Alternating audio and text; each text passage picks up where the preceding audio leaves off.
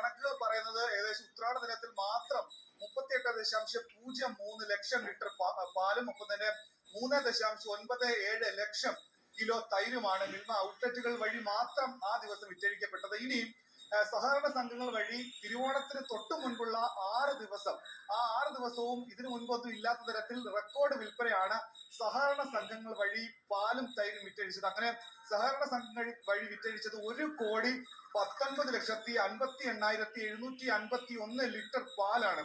അത് സർവകാല റെക്കോർഡാണെന്നാണ് മിൽമ പറയുന്നത്. തൈരാണെങ്കിൽ 14,58,278 ലക്ഷം കിലോ തൈരുമാണ് വിറ്റഴിച്ചിട്ടുള്ളത്. അത് ഈ 5% വർധനവ് ഈ വർഷം ഈ ഓണത്തോടനുബന്ധിച്ച് നടന്ന കച്ചവടത്തിൽ 5% വർധന ഉണ്ടെന്ന് മിൽമ തന്നെ ഔദ്യോഗികമായി പറയുന്നു. അങ്ങനെ കഴിഞ്ഞ കൊല്ലം ഒന്നും ഇത്തരത്തിൽ മിൽമ ഉൽപ്പന്നങ്ങൾ ഇനി പാലും തൈരും നെയ്യുമല്ലാതെ പേട അടക്കമുള്ള പാൽ ഉൽപ്പന്നങ്ങളിലാണെങ്കിലും വലിയ രീതിയിൽ ഒരു 15% വർധനവ് ഈ പാൽ ഉൽപ്പന്നങ്ങൾ ഉണ്ടാകുന്നു. ഔട്ട്ലെറ്റുകൾ വഴി മാത്രമല്ല, അത് ഈ ഇത്തരത്തിൽ സഹകരണ സംഘങ്ങൾ വഴിക്കുന്ന പാലിൽ കൂടി ഇത്തരത്തിൽ വലിയ വർധന ഉണ്ടാകുന്നത് ഇത് ആദ്യ സംഭവമാണെന്ന് കൂടി പറയുന്നത്. നെയ്യുടെ കണക്കാണെങ്കിൽ ഓഗസ്റ്റ് 1 മുതൽ 31 വരെയുള്ള കണക്കനുസരിച്ച് നെയ്യുടെ വിൽപ്പന 863.92 ടൺ രേഖപ്പെടുത്തിയിട്ടുണ്ട്. കഴിഞ്ഞ വർഷം ഇത് 663 മാത്രമാണ് ഉണ്ടായിരുന്നത്. അതിൽ നിന്നും വലിയ രീതിയിൽ 663 എന്നുള്ളത് 863 ടണ്ണായി മാറുകയാണ്. അങ്ങനെ